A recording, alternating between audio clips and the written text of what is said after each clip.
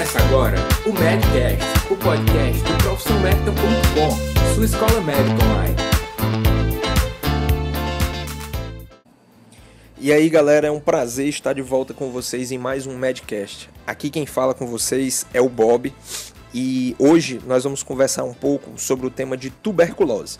Mas antes, eu gostaria de tomar uns minutinhos para agradecer a todos que têm participado e ouvido todos os episódios aqui do Medcast, principalmente aqueles que têm contribuído para que nós possamos cada dia mais melhorar a qualidade desse conteúdo que nós produzimos exclusivamente para vocês estudantes de medicina, para vocês médicos recém-formados, generalistas, principalmente a galera que trabalha na atenção primária ou tem o foco voltado para as condições mais comuns, né, mesmo que com atendimento particular, através de consultórios populares, né, clínicas populares, ou mesmo no seu consultório de clínica geral, em que nós sabemos a prevalência de todos esses assuntos que nós estamos tentando aqui sempre trazer para vocês numa conversa descontraída e que sempre busque chamar a atenção e principalmente trazer um feedback de vocês para nós, a fim de que possamos cada vez mais melhorar a qualidade desse material que produzimos especialmente para vocês. O tema da tuberculose, né, que nós vamos nos propor a conversar um pouco hoje sobre ele, ela é um tema bastante prevalente, né, tanto na questão da atenção primária, como em todos os níveis de atenção quando a gente fala de Sistema Único de Saúde. Como vocês sabem, né, nós aprendemos a questão do diagnóstico e tratamento da tuberculose. Praticamente todo o curso de graduação tem por obrigação ver a questão do tratamento da tuberculose, mas muitas vezes nós não temos aquela coisa prática de vivenciar aquela condução do paciente, né, que nós muitas vezes só vamos ter essa oportunidade quando de fato começamos a trabalhar, principalmente dentro da estratégia de saúde da família. E é sobre isso que nós queremos trazer algumas ideias e conversar um pouco com vocês sobre esse tema que é super importante.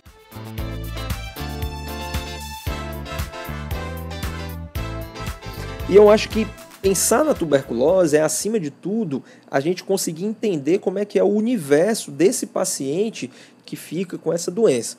Então, o paciente com a tuberculose, ele é classicamente aquele paciente sintomático respiratório, né? O famoso sintomático respiratório que está tossindo ali já faz mais de 3 semanas e não melhora, apesar de muitas vezes fazer uso de alguns tratamentos sintomáticos ou até mesmo alguns antibióticos, pensando que se trata de uma faringite, até mesmo de uma pneumonia, né? E apesar do uso dessas medicações, o paciente continua piorando. A dificuldade que a gente tem muitas vezes de tratar e controlar essa questão da tuberculose está aí, né, de identificar esse paciente quanto mais precoce possível, melhor.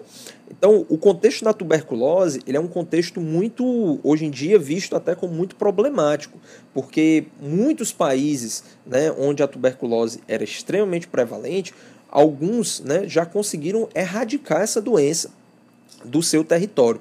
E países como o Brasil, como a Índia, ainda detêm o maior volume de casos de tuberculose quando a gente considera a população mundial. E isso há de se considerar que está dentro de uma precária condição de dar importância sobre esta doença e sobre as repercussões que essa doença pode vir a trazer aos pacientes que são acometidos por ela e para a população em geral.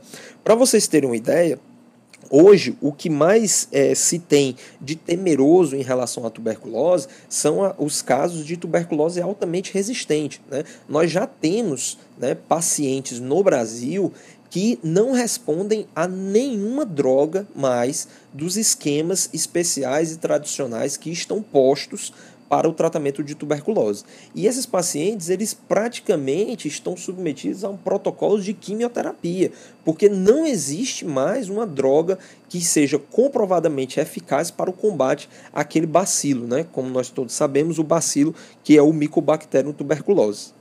Então, assim, o foco realmente é pensar como é que eu vou garantir o tratamento desse paciente. E aí, essa garantia, ela se dá através do acesso, né? Então, identificar esse paciente de forma precoce e fazer o acompanhamento desse paciente durante o seu tratamento é a chave para que nós possamos, no futuro, pensarmos na erradicação dessa doença que traz tanto mal não só para o paciente, mas para a sociedade como um todo. Então, como é que eu vou fazer a garantia desse acesso? Então, primeiro, saber diagnosticar o paciente, né? E aí, quando a gente fala em diagnóstico de tuberculose, nós lembramos obrigatoriamente da baciloscopia, que é aquele famoso exame de escarro e que tem um baixo custo, ele é de fácil execução, né, de fácil leitura, mas que, infelizmente, nós ainda temos, às vezes por questões burocráticas mesmo, um verdadeiro empecilho de nós conseguirmos fazer esses exames e obter o resultado desses exames de forma precoce, né, de forma rápida, de forma ágil. E isso prejudica o início do tratamento para esses pacientes, né? Lembrar que esses pacientes muitas vezes previamente rígidos, eles demoram muito a procurar o serviço de saúde e ficam transmitindo os bacilos para outras pessoas, né, que eventualmente podem adoecer de forma imediata ou adquirir aquele bacilo e ficar aquele bacilo incubado, né, no pulmão, no interstício pulmonar da pessoa e vir a manifestar a doença anos depois, né? Então, aquele paciente que você sabe que teve um contato com tuberculose e está naquela suspeita, está com aquela tosse, né, está com aquela febre, mesmo que já não tenha 2 ou 3 semanas do início daqueles sintomas, mas o paciente teve um contato de tuberculose, então por que não pedir logo a baciloscopia para esse paciente? Então, o diagnóstico ele se faz de forma oportuna e nós não temos que obrigatoriamente seguir um protocolo como se nós fôssemos robôs, né? Nós temos que fazer o nosso raciocínio clínico e nós temos que nos atentar a essa questão epidemiológica mesmo, né? Nós vivemos num país onde a prevalência da tuberculose ela é grande, ela é inegável, né? E aqui no nosso contexto, né, que nós somos aqui do Ceará, isso é ainda mais prevalente. Então, nós temos regiões no Ceará, né, na capital, onde eu moro, no caso Fortaleza, que assim, o paciente chegou com a febre, tossindo, sabe? A gente nem pensa em esperar para ele completar 3 semanas. A gente vai pedir logo baciloscopia, porque a gente sabe que a chance desse paciente estar com tuberculose é alta, né? Então, identificando o paciente é uma forma de garantir logo o acesso a essa pessoa ao tratamento, né? E aí, assim, quando a gente faz essa identificação, né, nós temos o resultado da baciloscopia, nós conseguimos, com certeza, estabelecer que aquele paciente tem um diagnóstico de tuberculose, é importantíssimo que nós façamos de forma adequada a notificação desse paciente, né? Isso, às vezes, por exemplo, dentro de um contexto que a pessoa não trabalha no SUS, né? Ela não é um médico da atenção primária, ela não é um médico da estratégia de saúde da família, ela trabalha num consultório particular, ou então ela trabalha com numa clínica popular, é importante que você faça a orientação adequada para esse paciente procurar o serviço público de saúde, porque as drogas para o tratamento elas só estão disponíveis no Brasil através do serviço público de saúde. O paciente não vai conseguir comprar rifampicina, isoniazida, pirazinamida, etambutol, que são as drogas da linha 1, né, a primeira linha de tratamento para a tuberculose. Então esse paciente ele tem que ser encaminhado para o serviço público. Então é importante, né, que você, médico, seja lá onde você esteja, que você faça esse direcionamento para iniciar esse tratamento. E se você já pediu a baciloscopia, se você já tem o contexto desse paciente, escreva uma cartinha, né, faça um encaminhamento para que a gente possa agilizar o tratamento desse paciente e evitar que ele esteja contaminando todo mundo ali no redor dele. Importante também essa questão de estar contaminando, né, lembrar que nem todo mundo tem uma susceptibilidade alta para contrair ou mesmo manifestar a tuberculose. Se assim o fosse, nós viveríamos em uma epidemia permanente de tuberculose em todo o Brasil.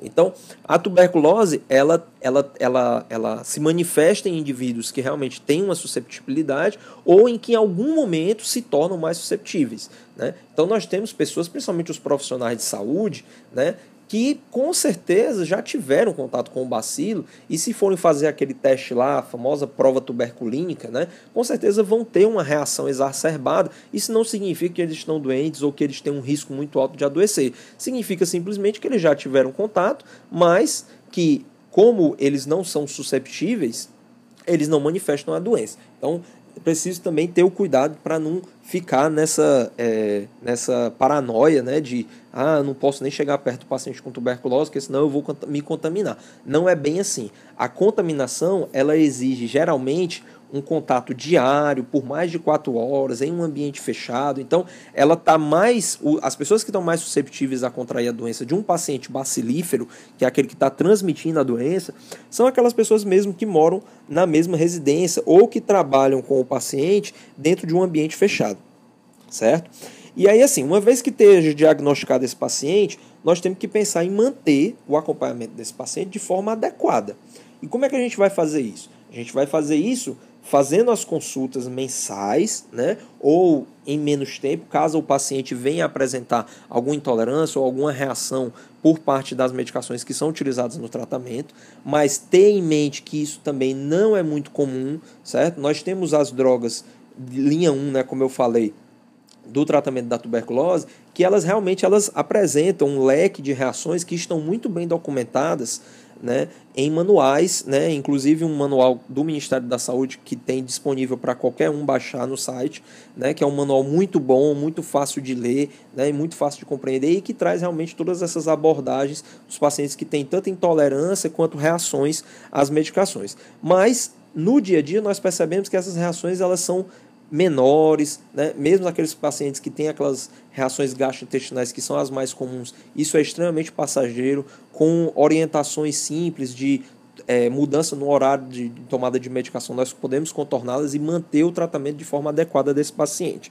Então, o acompanhamento mensal, né, uma vez diagnosticado, ele pode inclusive ser feito pelo pessoal da enfermagem, né, que são capacitados dentro da estratégia de saúde da família a fazer esse acompanhamento, fazer esse segmento desse paciente, e através dos agentes comunitários de saúde.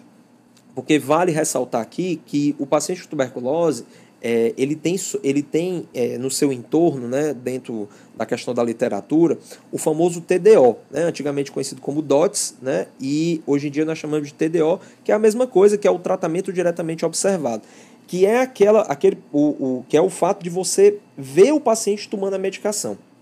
Né? Então, o TDO ele preconiza que um profissional de saúde, ou na impossibilidade de um profissional, alguém de confiança que possa estar garantindo o tratamento, observar se aquele paciente está fazendo a tomada das medicações.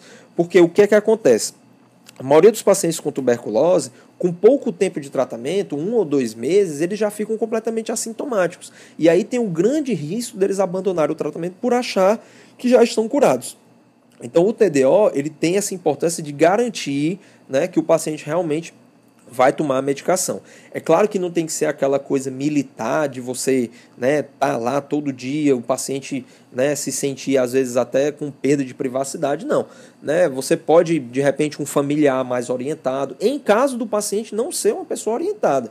Porque se o paciente é uma pessoa muito orientada, então você pode abrir mão desse tratamento diretamente observado e realmente se corresponsabilizar junto com o paciente em garantir aquele tratamento que é de no mínimo 6 meses. E aí pronto, uma vez que nós tenhamos essas diretrizes aí de acompanhamento desse paciente, nós apenas temos que garantir que esse paciente vai ser curado. E como é que a gente garante isso? Através das baciloscopias também. Então, no mínimo, dentro dos 6 meses, o paciente tem que ter as baciloscopias de acompanhamento 1 mês sim e 1 mês não.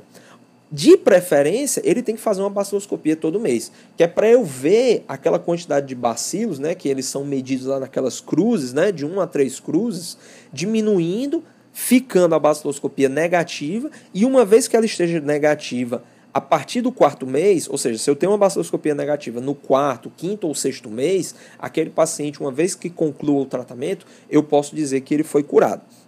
Né? E aí fico muito tranquilo em dar alta para esse paciente, para que ele continue a vida dele normal.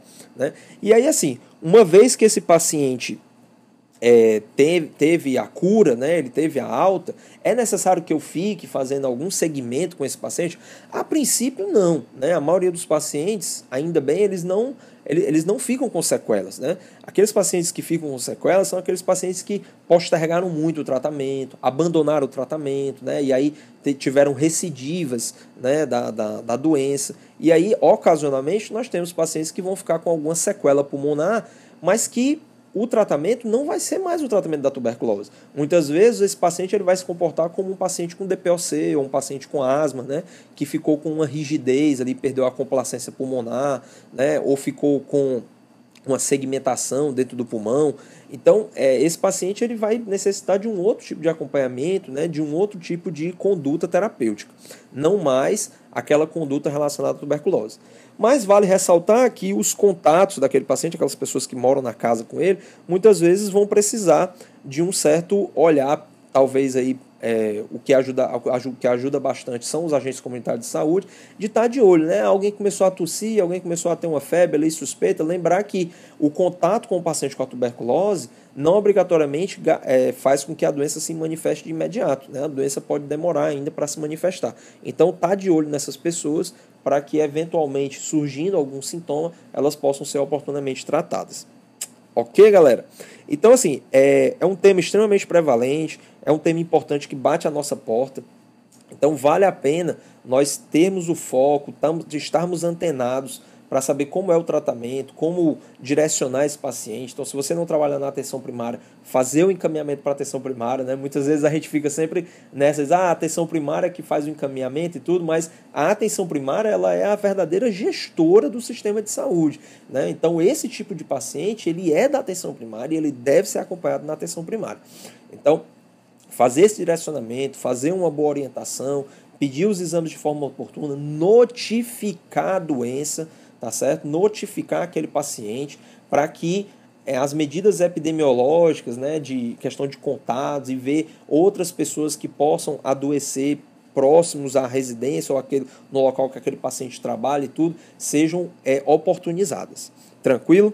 E aí, assim, nós aguardamos comentários, a avaliação de vocês, digam aí se gostaram, se não gostaram, digam o porquê, para que com essas críticas nós possamos cada vez mais fazer um trabalho melhor, né? Um trabalho melhor para vocês aqui no Medcast e aí, quem sabe, também com os nossos futuros assinantes do Profissão Médica Class. Então, um abraço a todos e foi um prazer fazer mais esse Medcast com vocês. Valeu, pessoal! Você ouviu mais um Medcast, um oferecimento profissionmedica.com, sua escola médica online. Entre no nosso site, assine e receba 2 webaulas por semana.